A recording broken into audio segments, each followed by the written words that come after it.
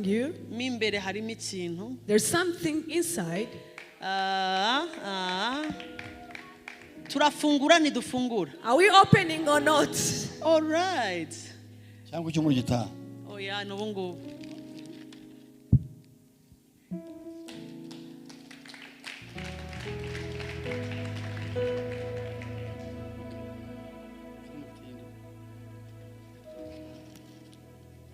Yarambwiye ngo tube turetse tuzakabereka ubutaha. All right, arafata kamwe mfata kandi. Tutarakabereka. Now before we show this to you. Hanyuma muramfasha nshimiye nanone umutware wanjye cyane. Please join me to give thanks to my husband. Imana ibaho umugisha mwinshi cyane, iguha umugisha mutware mwiza. God bless you so much. God bless you, Pastor Stanley. Uyu mugabo sinzi icyo akozemo ariko ni umugabo w'Imana.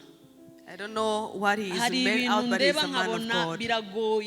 Biragoye kubana n'umugore nka Julienne. Nanjye ndi umugabo byangora ariko niwe wagombaga kubana na Julienne.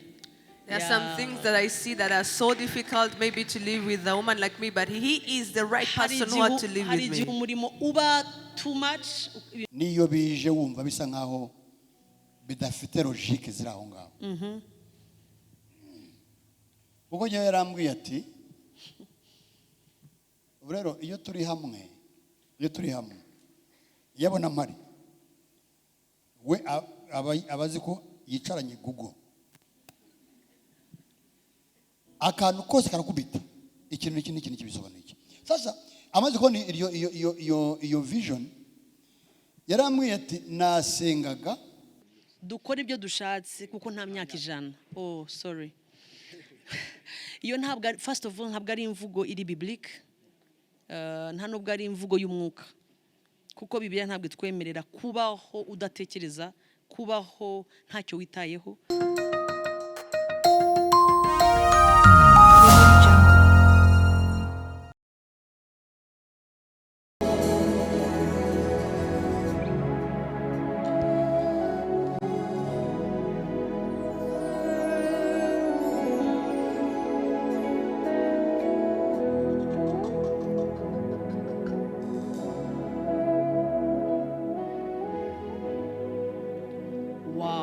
Mumfashe dushimire Pastor cyane. Join me to give a mighty hand clap to Pastor. Muramusondetse ariko ntacyo. Yes, that was little but nahawe umugisha nkanjye. Are you blessed like me? Inzu y'umugati igomba kugarukamo umugati. Bread has to come back to the house of bread. Presence y'Imana hano hambere igomba kugaragara ni mu nzu y'Uwiteka. The presence of the Lord has to be manifested in the house of the Lord. Inzara iraza kurangira mu izina. We are chasing famine in the name of Jesus. Wow. Imana ibaho umugisha mwinshi. May God bless you so much. Agumye hano ntabwo asubiye kwicara kubera ko tugeze mu mwanya nanone udasanzwe. Now Pastor is going to keep standing here because we are entering into another good moment. Umwanya twarababwiye ukomeye cyane. A time we have told you that is going to be a crucial time. Yes, finally. Amatsiko. I feel you're so curious. Yes. Ntaragira ikindi kintu mvuga kuko nimbivuga murahita muvuga ngo kagaseke karihe. Ndashaka kubanza kwakira agaseke bakanzanire hano imbere. Now before I mention any wa other mwanya wo thing, kugapfundura urageze ngako karazamutse. now the basket is now here. The time to open it is now here. Ngako kazamutse. Agaseke karimo karaza nyaboneka mugakomera amashyi cyane. Yes, a mighty hand clap to the basket as they are going to unveil it. Okay. Aha, kagaseke naka. Now this is the basket we have been telling you. Mimbere harimo ikintu. There's something inside. Turafungura ntidufungura. Are we opening or not? All right. Cyangwa icyo muri gitaha. Oh yeah, n'ubu ngubu.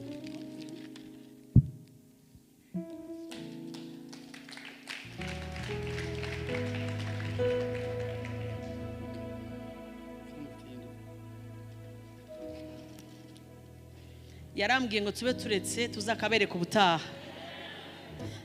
He's All telling right, me that let's arafata wait. kamwe mfata kandi Now he's going. tutarakabereka. Now before we show this to you, Aha, bene data, izi ni inzozi zibaye impamo. now the dreams have come to be the reality. Izi ni inzozi zibaye impamo.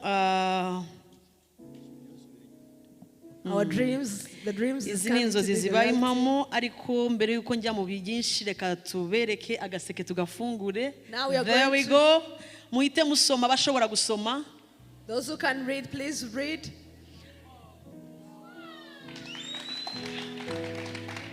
Of course abari online sinzi ko mushobora gusoma, ariko abari hano hafi mwasoma cyane. Those who are here, please read Ni loudly. www.graceroomministries.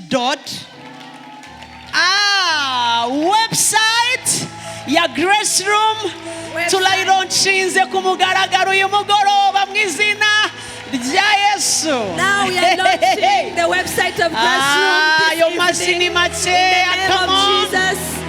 A mighty hand clap.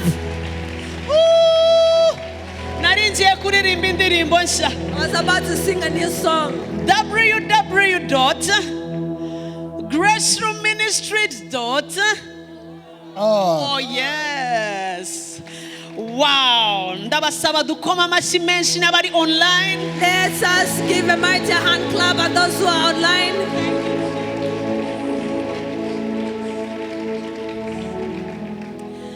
Mushobora kwicarira. You may get back to your seats. Tugiye kuvuga amagambo make hanyuma turaza kujya mu bindi en detail kubifuza kugira ibyo babona mu kanya muramubibona. Now we are going to speak a few words, and then thereafter we shall go in the details for those who feel they want to see some things. Hari abavuga giye kudusobanurira ubundi se website ni iki mu kanya. Now hari muri 2018 irimo irarangira 2018 irangira. Now it was at the end of 2018. Nari mu masengesho Graceroom yari imaze gutangira. I was in prayers. Graceroom had been launched. Uyu mutware of course ubanza yarangoreweho yakantu gato kagize gutya. Niba byibuka amagambo ubanza yari atatu, no yari abiri.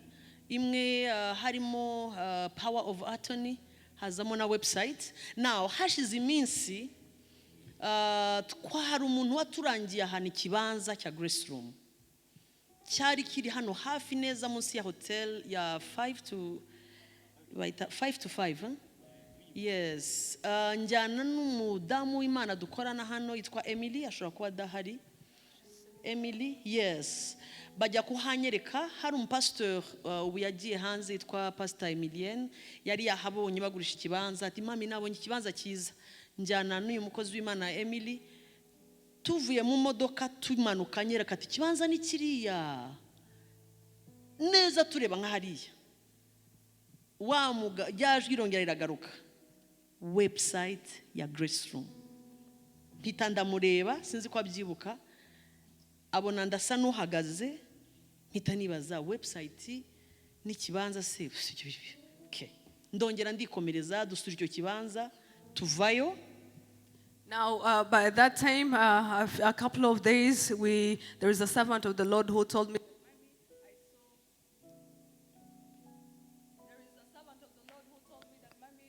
Babanze bagutunganyirize mikro. Yes. Ariko tumaze kureba icyo kibanza nsubirayo mpita mvugana na pastor arabyibuka ndamwanya buse ikibanza cya Graceroom gihurirayo na website. Pastor arambwira ngo bifite aho bihurira, atangira kunsobanurira ariko kuko twari tugitangira ababyibuka turi ahantu epfo mu Giporoso tutaraza hano, tutaratangiye guteranira hano. Mpita mpamagara umugabo ndamushimira cyane. Are you there? Sam musaza wa Emily. Ntabwo yaje. Ya Sam ni wa mugabo mujya mubona fotora. Ndamuhamagara ndamubwira nti website. Niwe muntu wa mbere wahise atangira kuyikoraho guhera icyo gihe. Now kuva 2018 biratangaje. Pastor nitaraza gufata umwanya nazamuka ariko nuko Imana yavuganye nanjye ku bwa website nitabimbwira website ni ngombwa ariko rekame umutware wanjye atubwire website ni iki kuko bamwe baravuga ati website icyo ni ikintu gikomeye se cyo launching what is that ibintu by'Imana iyo witoje kubyumva urabyorohera niyo bije wumva bisa nkaho bidafite logique ziri aho ngaho ubwo njye yarambwiye ati rero iyo turi hamwe yabona mpari we abazi ko yicaranye Google akantu kose karakubita ikintu kibisobanuye sasa amaze ko iyo vision yarambwiye ati nasengaga ngiye kumva numva ahubwo Imana irashyira emphasis kuri website ni ibintu bibiri bidahura ikibanza na website ntantu bigonganira urabona hari ibintu bigongana muri interest ukavuga uti ndashaka kubaka no gura imodoka urumva ibyo biragongana ugomba guhitamo kimwe ariko ibisi ibintu bigongana so agenda bwana ariko buriya hari ukuntu hari igihe ushobora gusanga hari abantu Imana ishaka bazahurira nayo binyuze muri iyo website nk'uko hari benshi bahuye nayo binyuze muri YouTube cyangwa Facebook aba members bacu Graceroom bose ku isi ni abantu bahuye natwe bahuye n'Imana testimonies nyinshi cyane ku bantu bahuye n'Imana kubera ijambo ribageraho riciye kuri YouTube kuri Facebook ndetse n'izindi mbuga nkoranyambaga so ndabwa rero niba ariko Imana kubwiye reka turebe ukuntu tugira gute dushyira imbaraga kuri icyo kintu turi kujya gihagaragara aho cyaciye n'ibiki baraza kubitubwira ariko neho gende ngo mbabwire akamaro ka website k'umuryango nk'uyu kuba ufite website kera mu gihe cya analogue kugira ngo ushobore kumenya ibikorwa by'umuryango runaka cyangwa se by'itorero runaka byagusabaga guhaguruka ukajya kubasura physically niba ari hanze ugatega indege niba ari hirya hano mu gihugu ukajyayo ukagenda bakakwereka dore inyubako ngizi hano dufite ibikorwa by'abana hano naho abapfakazi hari ibi n'ibi dufite imishinga yo kwigisha abana kudoda ibyo byose bakabikwereka physically ariko mu gihe cya .com ibyo ntibikiri ngombwa ushobora kuba wicariye aho wicaye hose muri Amerika muri Australia muri Cambodia muri Japan muri China muri Swaziland ugashobora kuba wamenya amakuru yose ya Graceroom utaragira n'ahanga iyo tubwiriza online ntabwo tuvuga amakuru tuvuga ijambo sibyo ra ntitujya muri detaye ngo urabona hari ibi n'ibi tuvuga ijambo nyuma y'isaha tugafunga urubuga abantu bagataha ariko website iraguha amakuru yose ukeneye kumenya kuri Graceroom iyi website ni nk'irangamuntu ry'itorero rya ministeri iyi niyo identite yacu ukeneye kumenya ibyo dukora ukeneye kumenya intego yacu ukeneye kumenya serivisi zose dutanga buri kintu cyose gifitanye isano na Graceroom uravisita iyi website byose ikabikwereka kuyilauncinga ku mugaragaro no kwigira sekere agaseke n'ibiki ngibyo nta gitangaza kirimo ahubwo twakoze bitoya twari no ko twakaze gato ahangaha twari ko twakaze gato iyi ngiyi umuntu wibereye iyo ngiyo w'umusaza ashobora kugira gutya akagana W akandika yiga yenda ashaka gushyiramo good morning kubera ko Graceroom ifite abantu benshi ikaza mu byambere akavuga ariko ça c'est quoi agakirika yaragiye gupfa akumva ijambo agakizwa agapfakirijwe iyi ngiyi so iyi ni identity yacu irimo ibituranga byose baraza kutwereka ukuntu mushobora kuyikoresha ariko akamaro kayo naka ushobora gucamo ukajya mu nyigisho zose ushobora gucamo ugashaka amakuru yose ushobora gukenera ajyanye na serivisi n'ibikorwa n'imirimo byose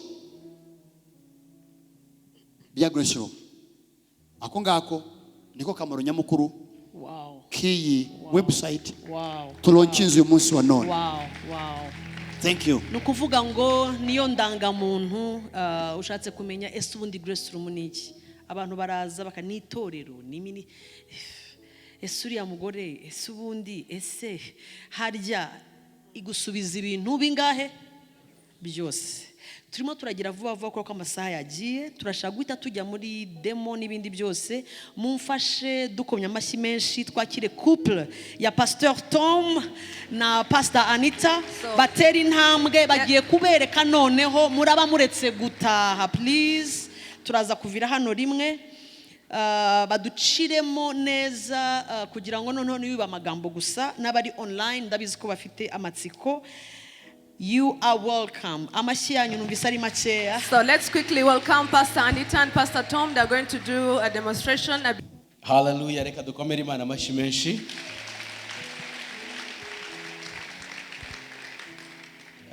Ubundi igikorwa kibaye habaye ibirori birenze ibirimo kuba. Ngira ngo abacuranzi bakaba bafashe ibyuma byose ibintu byose hano byavuze ubw'icyubahiro cya data. Imana ibaho umugisha turashimira Imana kubw'ibibaye ndetse n'ibirimo kuba turashimira Imana kubw'abashumba ijambo rikomeye. God bless you so much. We thank God for what is happening around and we thank God for the pastor and the powerful word they have preached us. Twe tugiye guhita dukora demo cyangwa se twerekana ino website. We are now going to do a demo. We are going to be showing the website. N'uburyo ikora n'uburyo tuzajya tuyikoresha. The way it works and the way we are going to be using it. Turebe nibiki umuntu ashobora gusangaho byagufasha iki. And then we are going to be seeing what can you find on the website and what use can it be of you. Deka muri no jambo mvuge nsobanure wenda ino website mu ijambo nka rimwe cyangwa abiri. Let me explain this website maybe in one word or two words. Pastor abisobanuye icyo website cyari cyo nikimaze. Pastor has explained it, the importance of the website. Just kugira ngo nongereho website navuga yuko it is the purpose and vision made available to the world. Maybe to explain it thoroughly, ni intego niyerekwa risobanuriwe abari kwisi hose. If I was asked to put it in just one word or in one short sentence. Mbajijwe kurishyira mu ijambo rimwe cyangwa se mu nteruro ngufi gusa. It is the vision and the purpose made available to the world. Ni iyerekwa intego igaragarizwa abari kwisi hose. Imana iguhamagaye guhiyerekwa. When God calls you, gives you a vision. Kandi umuntu aba afite impamvu abayeho. And a person has a purpose as to why they are living. Ibyo rero biragora kumenya iryo yerekwa. So it is usually not easy to know your purpose. The vision and the purpose. Ariko ino website. But this website niyo isobanura ibyo umuntu atakubwira mu magambo buri munsi. Is going to be explaining what a person cannot tell you on a daily basis. Ushaka kumenya icyo Pastor Julienne abereyeho. If you want to know the purpose of Pastor Julienne living. Nushaka kumenya iyerekwa rya Graceroom. If you want to know the vision of Graceroom. Ntago ntuzabimubaze. Please do not ask her. Uzasure runo rubuga. Please visit the website. Kuko ntago yapfa kubigusobanurira ariko yafashe iyo myaka yose kuva icyo gihe cyose abishyira mu nyandiko igerageje guhina ibintu byinshi cyangwa ariko mu buryo nabone buri summarized kugira ngo ashobore kubibereka abyereke n'isi yose. Because she cannot be able to explain thoroughly what she's living for, but she took the time all those years to summarize the reason as to why Graceroom is Website happening. nanone ivuze ngo we exist. And then website means turiho. We exist. Turiho. We don't exist on social media. Ntabwo turiho kubw'imbuga nkoranyambaga. Everyone can be available on social media, Buri wese ashobora kubaho ku mbuga nkoranyambaga. but not on the website. Ariko ntabwo ari kuri website. Website rero ni ukuvuga ngo ubu turiho ku isi yose noneho. So now website means that we are existing in the whole world. Turiho dute? How are we existing? Reka dutangire uburyo turebe uburyo mwadushaka cyangwa n'abadukurikiranye ku mbuga nkoranyambaga mwese.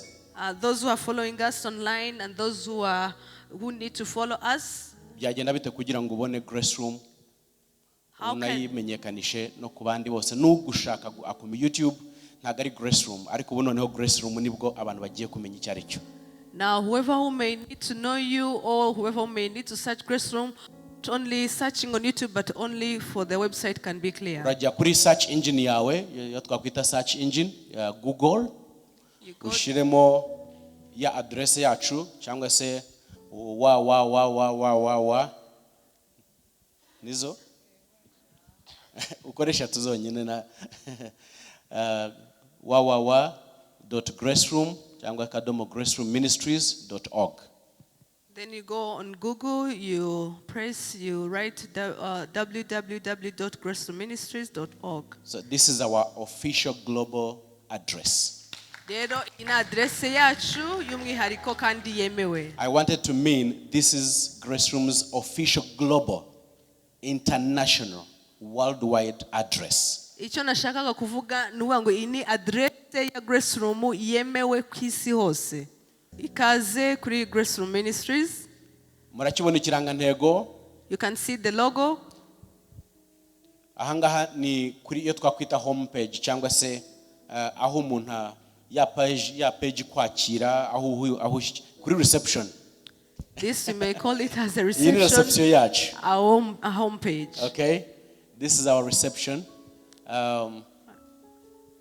Duhite twereka ibigize birimo twasangaho iki kuri na website yacu. What do we find on the website? Yego aho ngaho. Wow, nufungura hariya tuhita tukwereka kuri reception bahita bakubwira ngo ahangaha hari ahantu hitwa about us ushobora kumenya byinshi byerekeranye na Graceroom Ministries. Uzasanga handi hitwa harimo compassion, umenye ibikorwa bya compassion dukora cyangwa se ibikorwa byo gufasha dukora. Uzasangamo sermons cyangwa se inyigisho za Graceroom Ministries uzazibona hariya.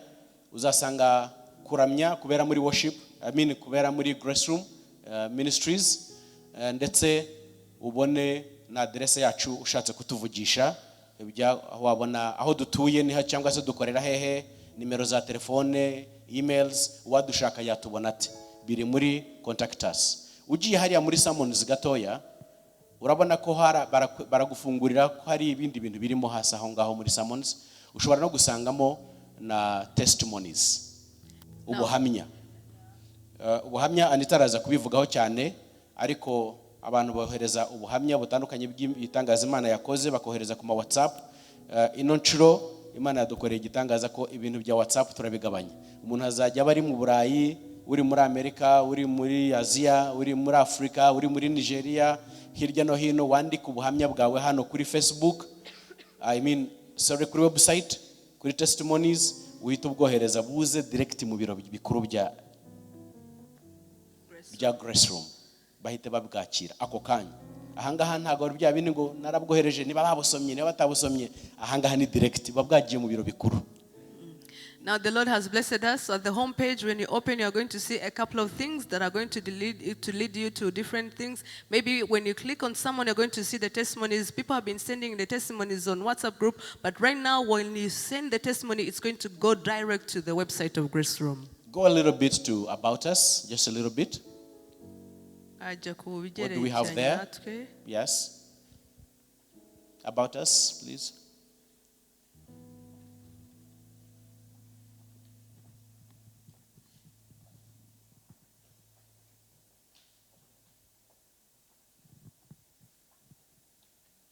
So in About Us, as he opens, it is about everything that you would love to know about Graceroom. It is here. Who we are. We are not going to read everything here. We are just taking you through. Kwereka ibigize cyangwa se ibikubiyemo ntago turi bugende tubisoma ariko turimo turagenda tukwereka ni ibiki birimo aho ngaho. Wenda nk'ikintu kimwe twashobora gusoma nk'iki twagisoma tukaza gusomaho n'ibindi bibiri byonyine. Haravuga ngo Graceroom Ministries is a faith-based non-for-profit organization based in Kigali, Rwanda. It was established in 2018 with a strong desire to call back people to a place of a deep relationship with God and to reach out to the world with love and compassion. We are financially supported by the faithful friends and partners of Graceroom Ministries around the world. This is what we are and who we are. Ntabwo turi bujye gusoma ibintu byose byanditseho ariko reka tuvuze mu ncamakeya yabo turibo. Graceroom ni umuryango utegamiye ku nyungu, ni umuryango watangiye mu mwaka wa 2018 ufite intego yo kugira ngo uzane abantu bagarure ku Mana. Abadufasha cyangwa abadutera inkunga ni inshuti za Graceroom n'abafatanyabikorwa. Manukaho gatoya kugira ngo abantu barebe biri hariya kuri pastor's profile. Nushaka kumenya pastor kumusobanukirwa neza, Pastor Julienne, muhite musura abafite telefone mushaka no kuzifungura, muhite mujyaho kugira ngo tugendane bikorohere, ntimugire ikibazo cyo kuzikoresha turi muri church. Ubu ntago tubimenyereye ariko ubu ngubu wemerewe kujyaho kugira ngo nawe usure, uraza kubona profile cyangwa se umwirondoro n'ibintu byinshi washobora gusobanukirwa kuri Pastor Julienne. Komeza hasi. For those who have your phones, you are now allowed to use them so that we may go together and then we see pastor's profile. What do we do? Now, ahangaha ni ahantu h'ingenzi cyane. Hari ikintu cyitwa vision and mission. Noneho nibyo dukora mu magambo arambuye ariko nanone ahinnye. Okay? Vision cyangwa se icyo twakwita iyerekwa, we are a community that is set free from captivity, flooded with the light of Jesus Christ and fulfilling their God-ordained destiny. Hallelujah. Umuntu warukomye amashari mu mwuka cyane. Yakurikiye. A community that is set free from captivity, flooded with the light of Jesus Christ and fulfilling their God-ordained destiny. And the mission is transforming lives with the gospel of Jesus Christ and acts of compassion. This is what we live for. Icyo tubereyeho iyerekwa ryacu ni ukubaho tujujwe umwuka no kwa Kristo, kandi intego yacu ni ukujyana ubutumwa bwa Kristo binyuze mu bikorwa byo kugira neza. We transform lives not by our power but by the gospel of Jesus Christ. Duhindura ubuzima bw'abantu atari kubw'imbaraga z'ibyo tuvuga ariko kubw'imbaraga z'ijambo rya Kristo. And we also do the acts of compassion. Kandi tugakora n'ibikorwa byo kugira neza. We reach out to the needy and the vulnerable. Tugira kubababaye no kubatishoboye. That is what we live for. Yo nicyo tubereyeho. For details of what we do, you're going to read through. Kubisobanura burambu aza kubisoma. Just a little down. Wamanukaho gato. Now, these are the pillars. Izi nizo nkingi.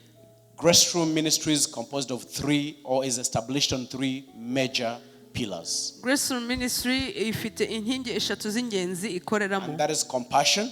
Ibikorwa byo kugira neza. That is outreach missions. Ibikorwa byo kuvuga ubutumwa. And empowerment. Ndetse no gushyigikira cyangwa se gukomeza abantu. We reach out to the vulnerable and the needy. Tusanga abababaye ndetse n'abatishoboye. We share the love of Jesus through missions. Ndetse binyuze mu bikorwa by'ubutumwa tukabaha urukundo rwa Kristo. And we empower people through trainings, teachings and different and offering skills of different kinds. Ndetse abantu tukabahereza n'ubumenyi biciye mu mahugurwa, biciye mu nyigisho n'ibindi bikorwa bitandukanye. So these are the three major pillars that whereby Graceroom Ministries is established on. Izi rero nizo nkingi eshatu z'ingenzi Graceroom If you go to ikorera. compassion and you click on learn more, it will take you to a page and see many activities of compassion that we do. Ugiye hari handitse compassion cyangwa se kubijyanye n'ibikorwa by'ubuntu ugakandaho birakujyana ku rundi rukuta ruriho ibikorwa bitandukanye. ibi nibyo bintu bimwe by'ingenzi cyane bigize ino website. Anita agiye kutwereka izindi futures zigize ino website turimo tugenda tugana ku musozo. Now these are the 3 pillars, and then Pastor Anita is going to take us through other demos. Hallelujah. Hallelujah. Yeah, reka dukomeze tuje munsi ya someone, we go to testimonies. Tujye ku bijyanye n'ubuhamya. Hano kuri website ya Graceroom ushobora hari ahantu ndi buze kubereka aho ushobora kwandika ubuhamya ukabutwoherereza tukabuhina tukabugira bugufi tukabuhindura mu rurimi rujyanye na website kugira ngo tubashe kubushiraho. Hano hari page yanditseho ubuhamya, tuzamuke tuburebeho gatoya. Mbakumbuje ino page cyane, muze kugenda muyisure nimugera mu rugo. Hari ubuhamya bw'ibintu byinshi Imana yakoze. Hano urabona ko hari ubuhamya bw'umuntu wakize cancer, hari ubuhamya bw'umuntu wabohotse ku bagabo b'ijoro. Umanutse hepfo hari ubuhamya bw'umugabo n'umugore batandukanye mu gihe cy'umwaka umwe, bakora divorce irarangira.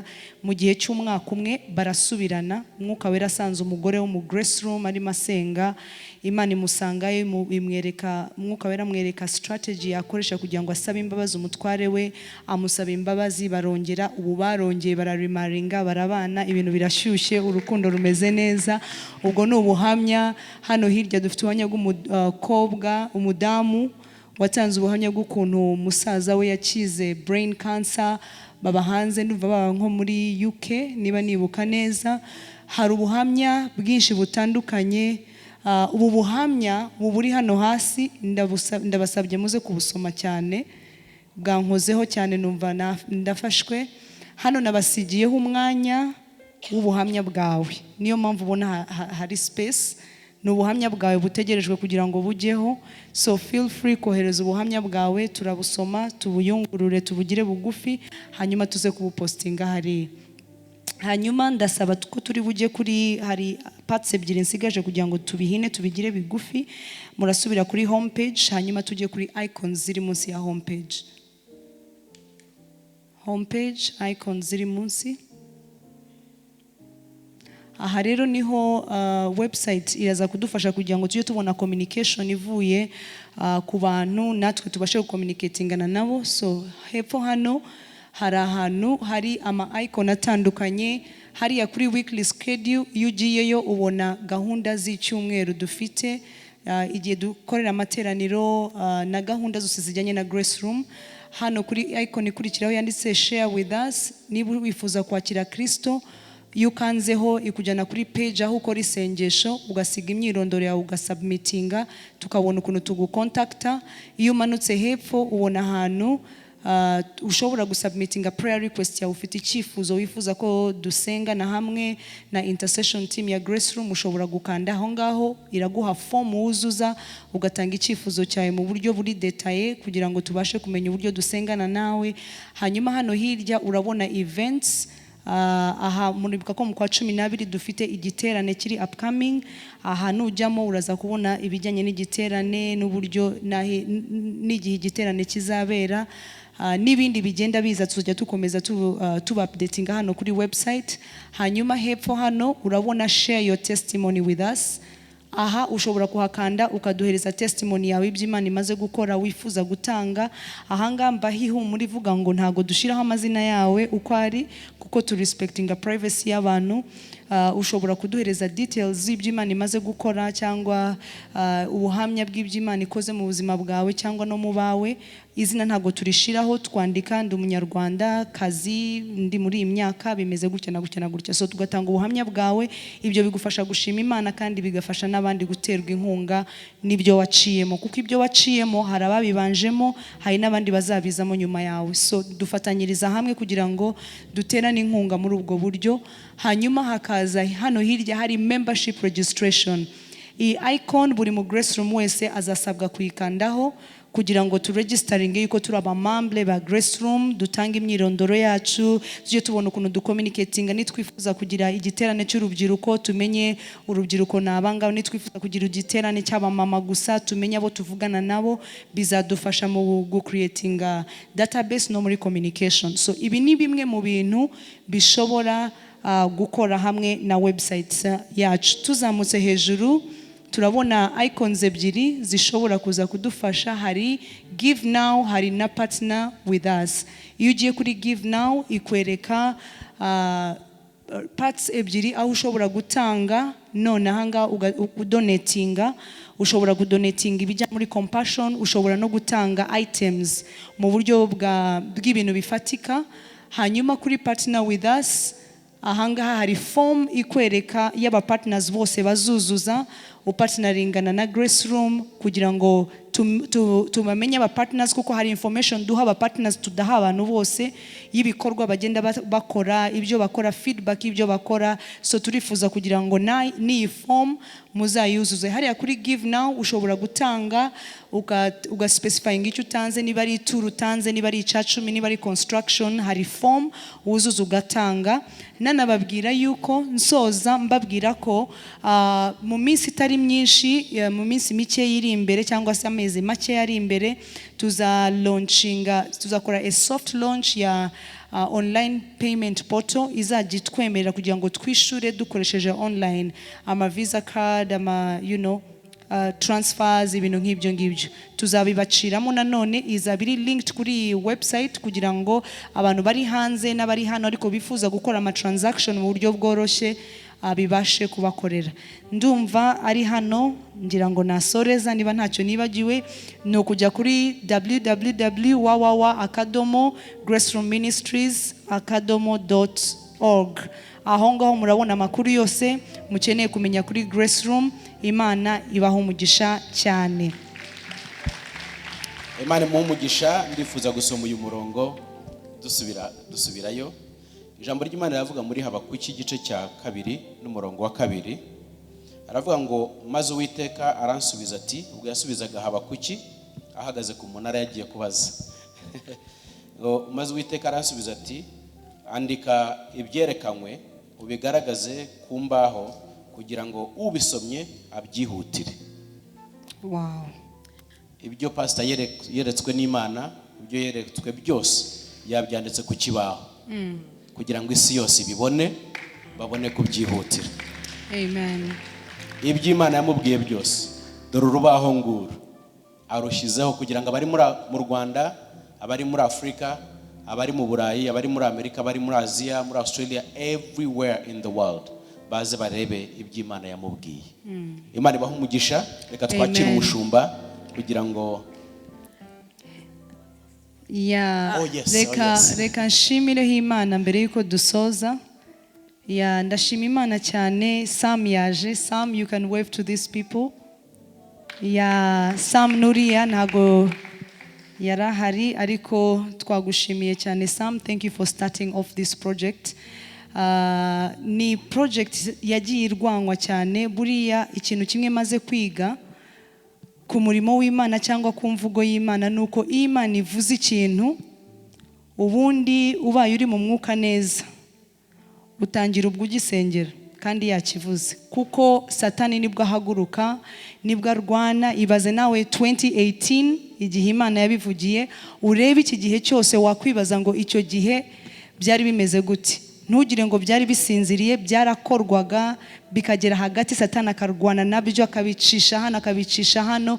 Kuba uyu munsi rero bibaye ni igitangaza gikomeye kuri twebwe abari mu gikari. Of course murabyumva namwe nk'umuntu utavuze ibyabaye, gusubiza no gusobanura byari story ndende, ariko ndashima Imana ko yadusimbukishije naho ngaho umwanzi yari yateze impande zose. Uyu munsi rero ni igitangaza gikomeye cyane. Umuntu ashobora kumva akavuga ngo website ni ibintu bisanzwe, ariko buriya reka nkubwire ngo Imana yavuze ikintu ntago kiba kigisanzwe anymore, gihita gihinduka ikidasanzwe. Kandi iyo cyabaye ikidasanzwe haba hari ikintu kigiye kuba, haba hari ikintu kigiye kuba mugifitiye amatsiko, ndizera ko namwe mugifitiye amatsiko, kuko ntago Imana yapfa kutwibutsa ibintu again and again and again nta kintu kiri inyuma yabyo. Rero ndashimira Imana bikomeye yuko yabaye iyo kwizerwa, irwanya intambara nziza, iduhaye ubutsinzi. Nimumfashe dushimire umwami w'abami.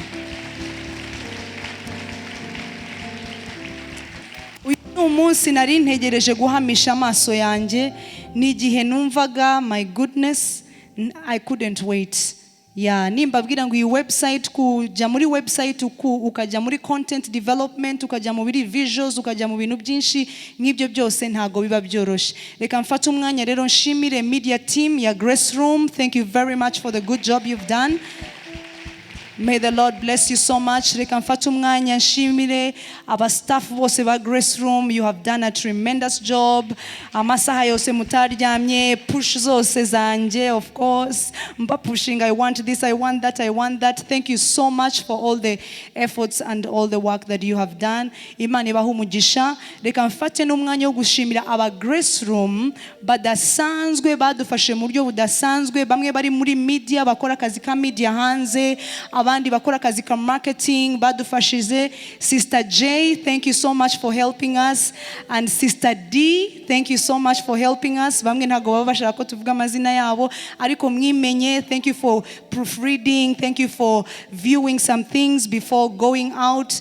Imana ibahe umugisha cyane. Pastor Stanley, Pastor Tom, please mumfashe tubashimire. Mwarakoze cyane cyane cyane kubwa landslide. Thank you so much. It's been landslide for sure. Thank you so much, Pastor Julienne. You're just amazing, and I love you so deeply. You know that. God bless you. Mwese nimumfashe rero tumushimire umubyeyi wacu. Imana iguhe umugisha. We welcome you. Please come and bless us as we end the service. God bless you. You're so smart. You're so amazing. I just love you. I love you so much, pastors.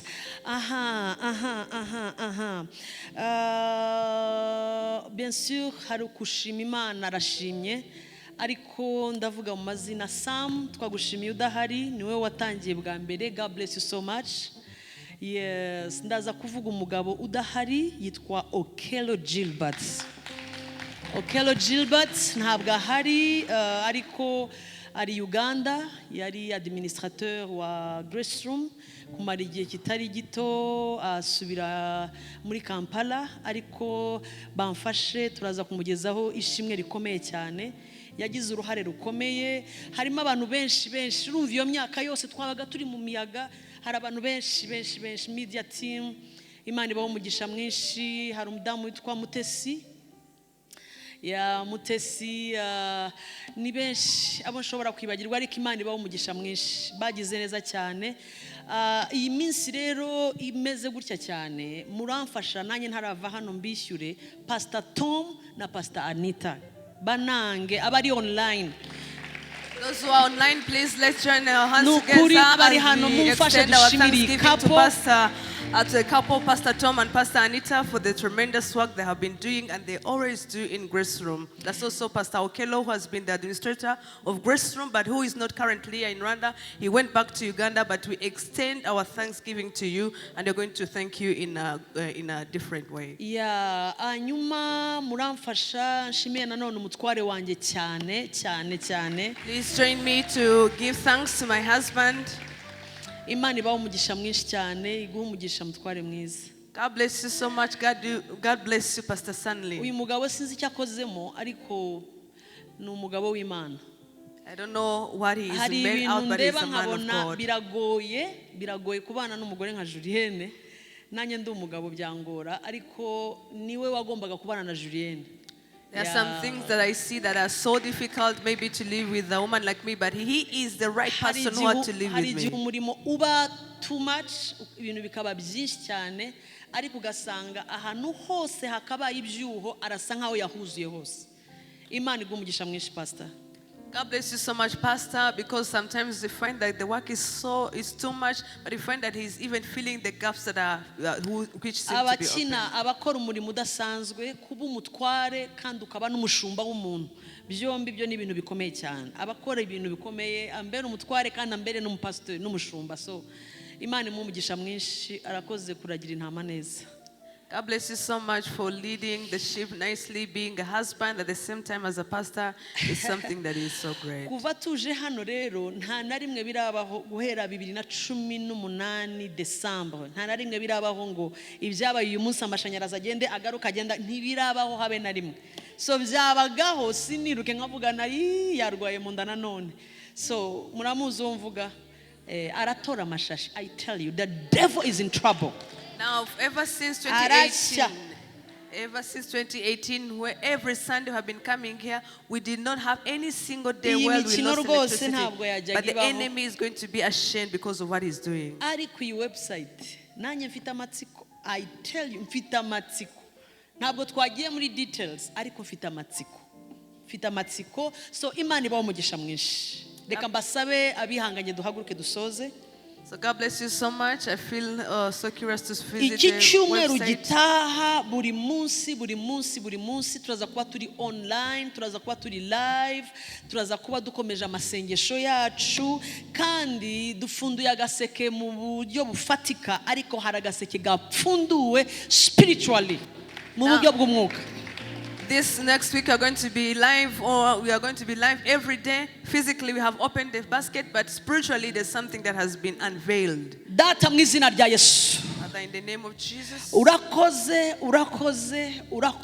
uhabwa icyubahiro ko uyu munsi havutse ikintu kidasanzwe mu buryo bw'isi no mu buryo bw'umwuka. Thank you that today there is something that has been given unto birth in the physical and in the spiritual way. Urakoze gukingura amarembo asanzwe n'amarembo y'umwuka. Thank you for opening the physical and the spiritual doors. Urakoze kudupfundurira kandi gaseke k'umwuka mu buryo budasanzwe. Thank you for unveiling a spiritual basket. Urakoze kudupfunduriye agaseke kagarura umugati mu nzu yawe. Thank you for unveiling a basket that brings back the bread in your house. Uduhaye icyumweru cyo kurya umugati udasanzwe muri presence yawe. You have given us a week of eating the special bread in your house. Iyi website This website igiye kuba nka explosion, ni explosion igiye guturika mu buryo budasanzwe. It is an explosion that is going to explode in a tremendous way. Tuzabona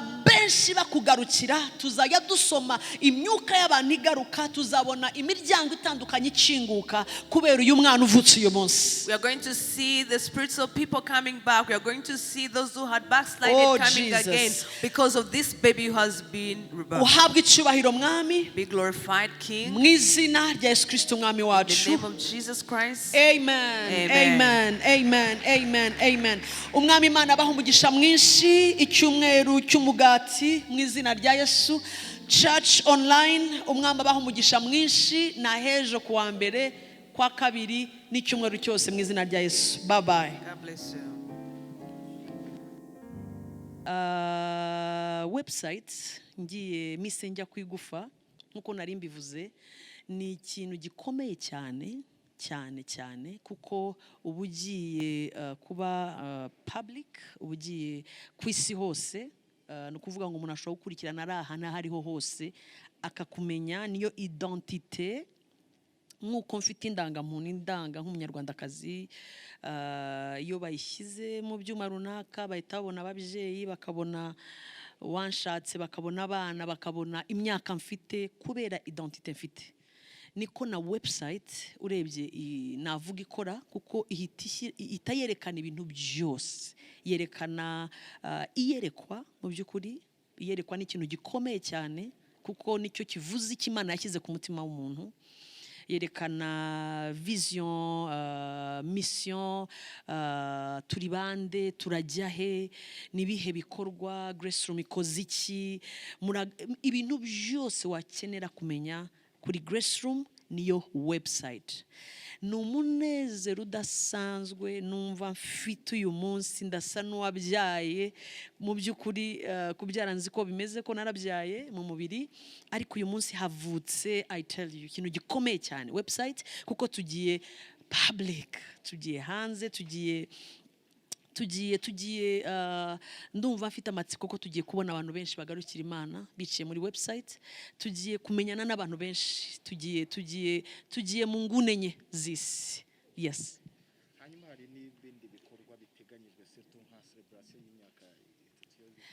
Yego, ni umugisha udasanzwe kuba website ivutse uyu munsi, kandi turi mu myiteguro idasanzwe yo gucelebra imyaka 3 uyu muryango wa Graceroom Ministries umaze uvutse. Mu by'ukuri mfite nabyita umunezero, nabyita sinzi ukuntu numva ameze, kuko iki giterane kizaba mu kwa 12, ni ibyumweru nka 3 gusa biza. Mu kwa 12 icyumweru cya kabiri 6 kugera 12 nibwo tuzakora kino giterane, ariko azaba ari celebration idasanzwe. Graceroom imaze imyaka 3, ariko tubara abantu ibihumbi bamaze kugarukira Kristo. Tufite abantu benshi bamaze kubohoka, imiryango imaze gusubirana. Hazaba ari igihe cya celebration, mu by'ukuri ducelebra gukora kw'Imana mu gihugu cyacu cy'u Rwanda no mu isi hose. Yes. Mushumba, hari icyo umuntu yahita atekereza kijyanye n'imyaka 3 nibyo kubyishimira, ariko si urugendo noneho rukomeje mu bijyanye no gukomeza kugarura abantu kuri Kristo, rwo ni uruhe nyuma y'iyo myaka 3, cyane ko burya iyo umuntu yishimye na Satani nawe yongeza imbaraga. Ubajije neza. Urugendo rwa Graceroom guhera uyu munsi oh my God, ruri glorious, niko navuga, n'urw'icyubahiro cy'Imana, kuko tugiye kumara imyaka 3. Mu by'ukuri uyu mwaka wabaye udasanzwe muri Graceroom, kuko turi mu bihe byo gusenga, turi mu bihe byo gushaka Imana, turi mu masengesho yatangiye mu kwa mbere, tuzi ko ari iminsi 40. Imana iratubwira dukomeze, turakomeza. Uyu munsi turi ku munsi wa 300. Aba bantu ubona hano, abari hirya no hino, turi mu bihe byo gusenga. Imigoroba twari muri lockdown dusenga, Imana ivuga ngo ntimuhagarike. Nanjye nk'umushumba nibwo bwa mbere nsenza aya masengesho, ariko ibintu turimo turabonesha amaso biri beyond, birenze uko umuntu yatekereza, birenze uko umuntu, ingo zirimo zirasubirana, zimaze imyaka irenga 5 bari divorce, abana barimo baragaruka mu ngo, barimo barava mu biyobyabwenge. Turimo turabona ababigurishaga ku mihanda bagaruka, bakongera bakaba abantu bazima. Ni ukuri turimo turabona ibintu bidasanzwe muri aya masengesho. Rero urumva ko urambajije ngo ejo hazaza hameze gute, nagusubiza ngo ni explosion y'icyubahiro cy'Imana. Pastor, iyi website irongera iki ku byari bisanzwe bihari mu bijyanye n'ivugabutumwa, cyane ko mwabaga ku mbuga nkoranyambaga n'ahandi, yo irongera iki kuri evangelism? Icyo ni icya mbere. Icya kabiri, Graceroom n'itorero mwari musanzwe mushumbye, umuntu ashobora kugira wenda confusion, riracyahari se? Niba yasimbuye itorero, ko mutubwiye ko mumaze imyaka 3 kandi hari itorero Yes. naryo mwagira icyo mutubwira? Wow, murakoze cyane. Urambajije uti Graceroom kwihari kandi hari n'itorero mushumbye. Nibyo, Graceroom yo imaze imyaka 3 itangiye, ariko itorero dushumbye n'umutware wanjye niwe senior pastor wacu, ryitwa Jubilee Revival Assembly. Ryo rimaze imyaka myinshi kuko ryatangiye 2008. Mwungirije n'uyu munsi ndacyamwungirije. Itorero rirahari, itorero rirahumeka, itorero rirakora. Na uti none se Graceroom ijite? Graceroom niyo mpamvu ya website. Noneho wisumenya wisubiza impamvu ya website. Icyo kibazo wari wibajije kitagisobanuka, kuko itanga Graceroom icyo ari cyo niyerekwa. Graceroom noneho urumva hari itorero dufite n'umutwaye tuyoboye. Graceroom yo ni ministère, no kuvuga ngo ihuriramo abantu bavuye mu matorero atandukanye, bavuye mu miryango itandukanye, bavuye hirya no hino, tugahura tuje gukora icyo Imana yashyize ku mutima kigomba kuvuka. Niba mwari muhari mu materaniro, wayoboye gahunda yabisobanuye avuga ngo ni ahantu nabyita icyumba, wakwibaza ngo Graceroom nkuko warumbajije ariko nakita icyumba room ahantu ubuntu bw'Imana buhurira n'abantu Imana yaremye. Yes, mu magambo make ndumva ari icyo.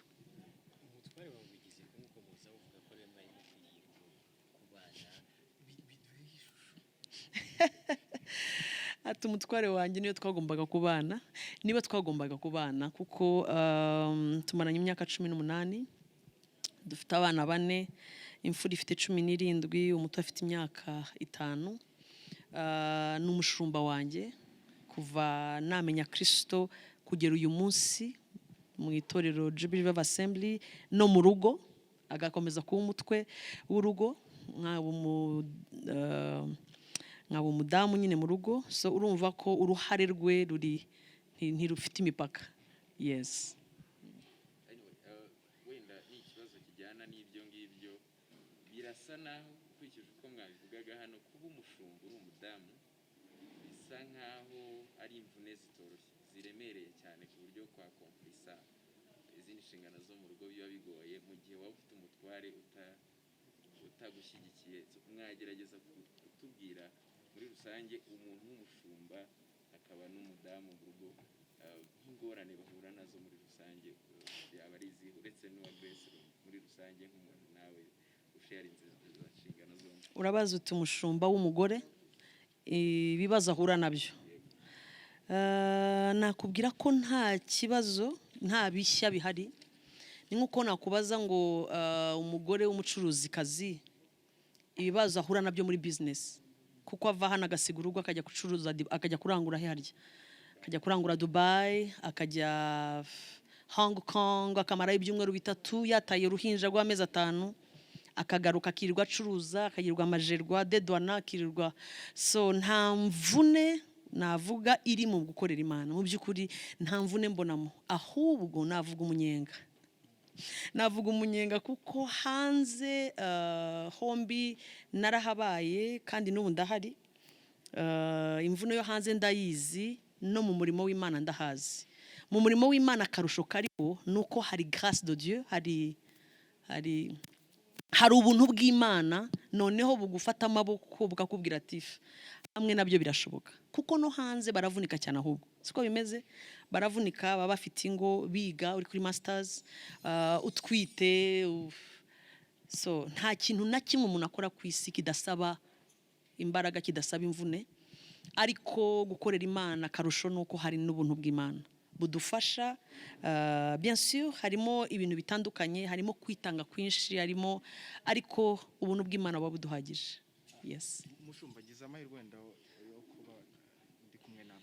Hari imvugo iriho muri kino gihe ngo nta myaka 100 mu rubyiruko. Urubyiruko kandi nawe nkuko wabitubwira umubyeyi warabyaye. Urubyiruko wababwira iki nk'umushumba cyane ko no mu nzu y'Imana nabo barabivuga nta myaka 100 nta myaka 100 ariko wansobanurira nta myaka 100 bayivuga bakurikije iki? Ni ukuvuga ngo ntabwo azabaho cyane akora ibyo ashatse cyane bakurikije n'imibereho nyine uburyo bavuga ngo dukora ibyo twishakiye dukora ibyo dushatse kuko nta myaka 100. Oh sorry. Iyo ntabwo first of all ntabwo ari imvugo iri biblique, nta nubwo ari imvugo y'umwuka kuko Bibiliya ntabwo itwemerera kubaho udatekereza, kubaho ntacyo witayeho kuko umuntu yaje ku isi afite impamvu hari impamvu yo kubaho kwe, hari intego, hari umugambi w'Imana ku buzima bw'umuntu. Ni ukuvuga ngo umunsi ku wundi hari icyo ugomba gusohoza ku isi cyakuzanye wahawe n'Imana. Rero ndabyita ikinyoma kivuye kuzimu, kivuye ku mwanzi, gishaka gutuma umuntu abaho atitaye ku iherezo rye, gishobora gutuma umuntu agwa mu mutego w'ikibi. Ni nka kuriya bavuga ngo nzambara bubu, reka twirire nzambara bubu. Mu by'ukuri ntabwo ari byo, ni ukwitera inkunga ariko ntabwo ari byo kuko ntibivuze ngo urye ibyo ushatse ngo nishaka ngana uko nshatse. No, sante y'umuntu ni ngombwa. Utaragira ibindi bintu ukora ugomba kuba ukanze ufite ubuzima. So n'imvugo zihari zitari biblique, zidafite aho zishingiye mu ijambo ry'Imana, ahubwo nagira inama urubyiruko n'abantu bose bari hano hanze kuvuga ngo nta myaka 100 hari n'abayirengeje. Yes, kandi icyangombwa si ukubaho imyaka myinshi, icyangombwa no gusohoza icyo Imana yakuzaniye ku isi. Ushobora, Kristo yamaze imyaka 33 arangije aravuga ngo byose birarangiye, asoza impamvu ye ku myaka 33 arataha, abashoje urugamba. Yohana umubatiza yavuye hano ari très jeune, ariko ashohoje icyamuzanye ku isi. Ibitabo bivuga ku bantu batandukanye. Hari umusore witwa David Brainerd, n'umwe mu basore bankoraho, wazanye ububyutse bukomeye cyane, ariko yapfuye afite imyaka 29 ashohoje icyo yagombaga gukora. Rero imyaka yo kubaho si cyo cyangombwa, ahubwo impamvu itumye ubaho nuko ugomba kuyisoza niyo yangombwa. Imana ibaho umugisha mwinshi. Murakoze cyane. Ya pastor, wenda icyanyuma, ino website murashaka ko abantu bayikoresha gute, mbese yadufasha iki, yafasha ro public iki, umuntu niyo yaba atari umumember wa Graceroom, wenda akanyuma muri rusange kuko ndibaza ko ari Yatugira gute? I mean abantu muri rusange ino website yabafasha iki naho baba atari abamambe ba Graceroom? Yes, ntabwo website ari y'abamambe gusa ba Graceroom. Website ni y'abantu bose, ingeri zose, ibihugu byose, aho umuntu yaba ari hose, aba yari hafi ya internet, ashobora kwaccessinga iyi website. Kandi uvuze ngo niki yafasha umuntu, of course, aho umuntu yaba ari hose, igihugu cyari cyo cyose, aho yaba aherereye hose, yamenya Graceroom, yakumva ijambo ry'Imana, kwaza hariho ijambo ry'Imana, yaba arahanari arimo arakurikira aramya Imana, ibintu byose by'umwuka byamwubaka bifite akamaro ku buzima bw'umwuka. Iyi website yabifasha umuntu. Yes, Imana ibaho umugisha mwinshi. Murakoze cyane.